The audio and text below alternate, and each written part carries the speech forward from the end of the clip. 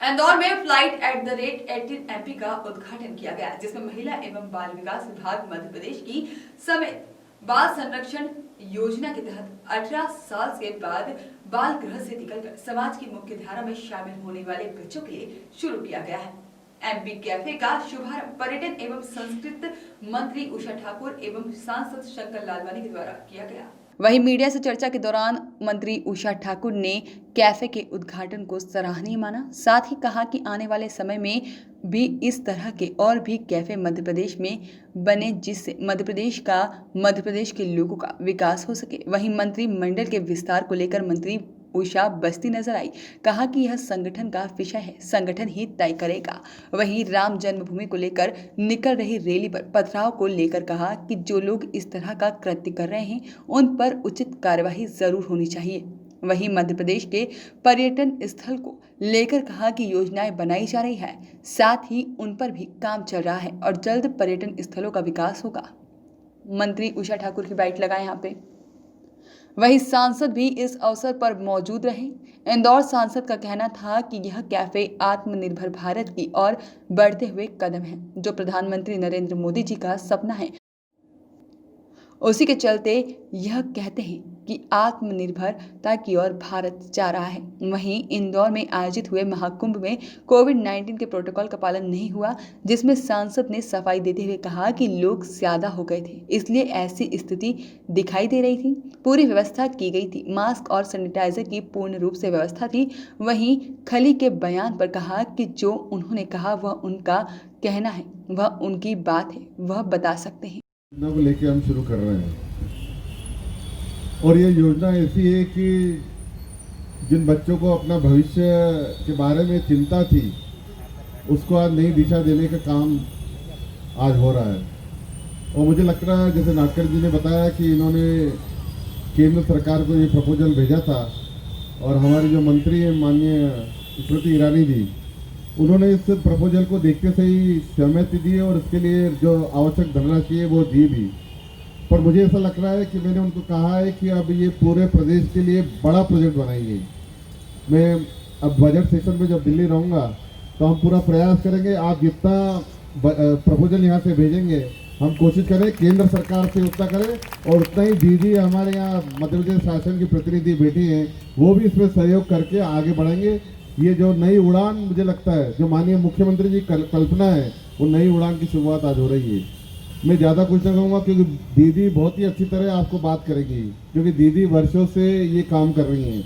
मैं चाहूँगा, दीदी ने भी एक आश्रम बनाया है, मैं खुद उस आश्रम में कई बार होकर आया हूँ, बच्चों के साथ रहा हूँ, किस प्रकार वो देश में राष्ट्र की सेवा के लिए तैयार हो रहे, मैं खुद देख के आया हूँ।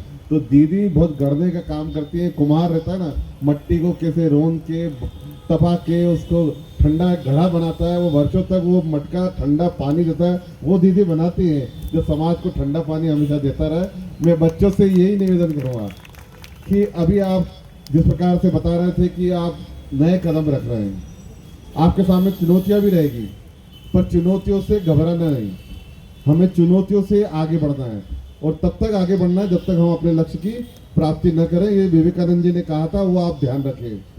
प्रसन्नता है कि विशाल नाडकर्णी जैसे संवेदनशील अधिकारी उस विभाग में हैं।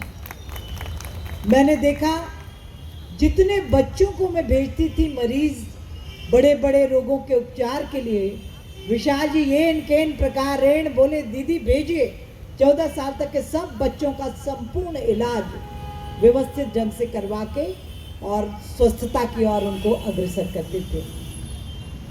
तो ये आज का जो कार्यक्रम है, ICPS जो नई दिशा में बढ़ रहा है, मैं माननीय स्मृति जी को जो बहुत ही संवेदनशील और मेरी परम मित्र भी हैं, उनको भी कोटि कोटि धन्यवाद देना चाहती हूँ।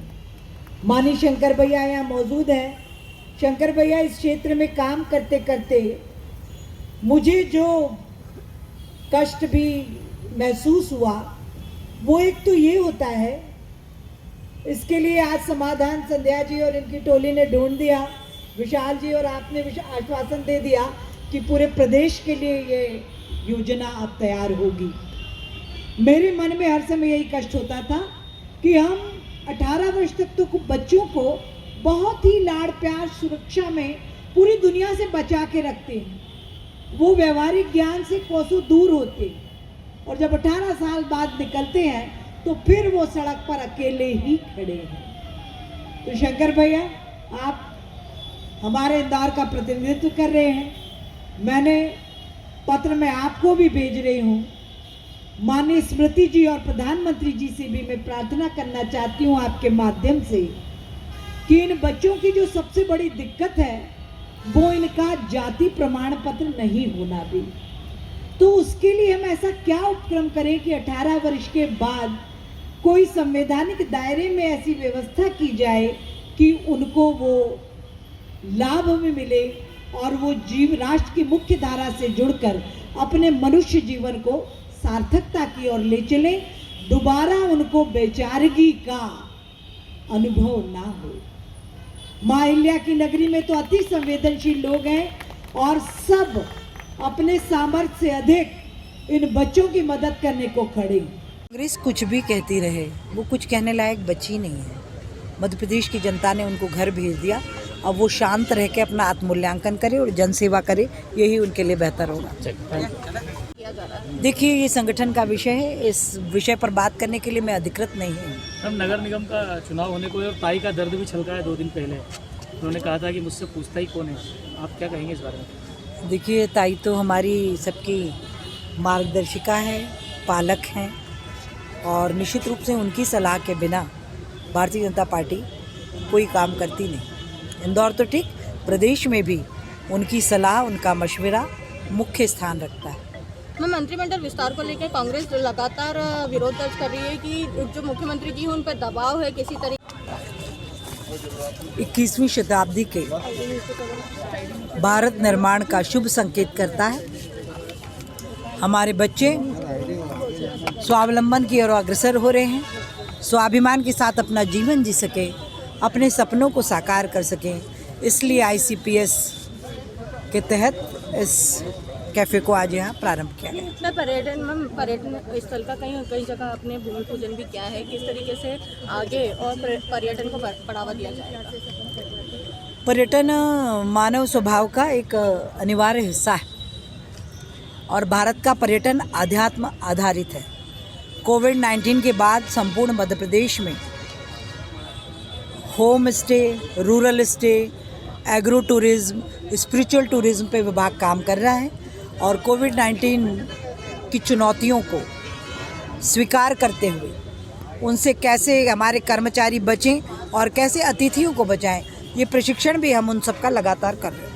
मैम, राम जन्मभूमि की जो रैली उसको लेकर जो रैली निकाली जा रही है उस पर पथराव किए जा रहे हैं और जिन्होंने पथराव किए शुभारंभ हुआ है, किस तरीके से देखते हैं? देखिए, ये अभी तक हम देखते थे कि जो हमारे बच्चे जो ऐसे अनाथालय में रहते थे उनके लिए आज बहुत ही सुखद दिवस है कि 18 वर्ष होने के बाद वो जब बस आश्रम से बाहर आते थे, जब शेल्टर से बाहर आते थे, वो किस प्रकार से काम करें, उनके सामने चुनौतियाँ थी। मुझे आज बहुत अच्छा लगा कि विभाग ने, केंद्र सरकार के सहयोग ने ये एक ऐसा अनूठा आयोजन किया है जिसमें हमारी बच्चे 18 वर्ष बाद जब उनको सामने चुनौतियाँ होगी समाज में, तो वो अपने पैरों पे खड़े हो पाएंगे। उसको लेकर एक छोटी सी शुरुआत यहाँ है। एक नई दिशा समाज को मिलेगी। इस प्रकार के बच्चों को नया रोजगार और आत्मनिर्भर मध्य प्रदेश का जो माननीय मुख्यमंत्री जी कह रहे हैं और प्रधानमंत्री जी जो आत्मनिर्भर देश बनाने की बात कर रहे हैं, तो स्वयं बच्चियाँ हमारी जब आत्मनिर्भर बनेगी तो निश्चित तौर पे हमारा इस अभियान को बल मिलेगा। और उसके आज इंदौर से, देश भर में इंदौर से शुरुआत हुई है और इस प्रदेश में इसमें हम और आगे बढ़ेंगे। मैंने कहा है कि इंदौर में इस प्रकार जितने बच्चे हों हम उनको रोजगार देने के लिए प्रयास करेंगे ताकि वो अपने पैरों पे खड़े हो सकें। सर, और कितने सेंटर बनने जा रहे हैं? देखिए, आज शुरुआत है, पूरे देश में इस प्रकार की शुरुआत आज इंदौर से हो रही है। मुझे लगता है आगे भी इस प्रकार से इंदौर में और मध्य प्रदेश में इस प्रकार के सेंटर प्रारंभ होंगे, उसकी योजना बना रहे हैं। मैंने आज ही कहा है इस विभाग के अधिकारियों से कि जो जो इंदौर में हो सकता है वो, और प्रदेश के लिए योजना बनाए, केंद्र सरकार पूरा सहयोग करेगी। सर, कल महाकुंभ आयोजित किया गया था युवाओं के लिए, लेकिन देखा गया है कि कोरोना, कैसे देखते हैं इसको? होना ही चाहिए। मैम, आगे भी कई रैलियां भी निकाली जा रही है, अगर आगामी समय में भी ऐसा कुछ होता है तो क्या किया जाए? देखिए, जो भी संविधान का उल्लंघन करेगा, उद्दंडता करेगा, वो कठोर दंड पाएगा, इसमें कोई दो मत नहीं है। आपके एक वरिष्ठ सहयोगी अजय बिश्नोई जी का दर्द छलका है। उन्होंने कहा है कि सिंधिया गुट के लोगों को मंत्री संगठन का विषय, सिंधिया गुट के लोगों को मंत्री बनाया जा रहा है। अजय बिश्नोई कह रहा है योग्यता वाले लोगों को दरकिनार किया जा रहा है। ये अजय बिश्नोई का दर्द है। कि देखिए, संगठन का विषय है और संगठन इस पे चिंता भी करेगा, निर्णय भी करेगा।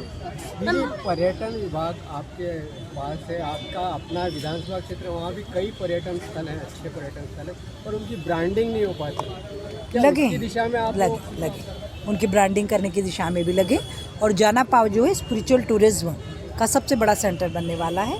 टंटिया मामा का जो पाताल पानी है, जनजातीय संग्रहालय के रूप में बड़ा सुंदर स्वरूप ले रहा है।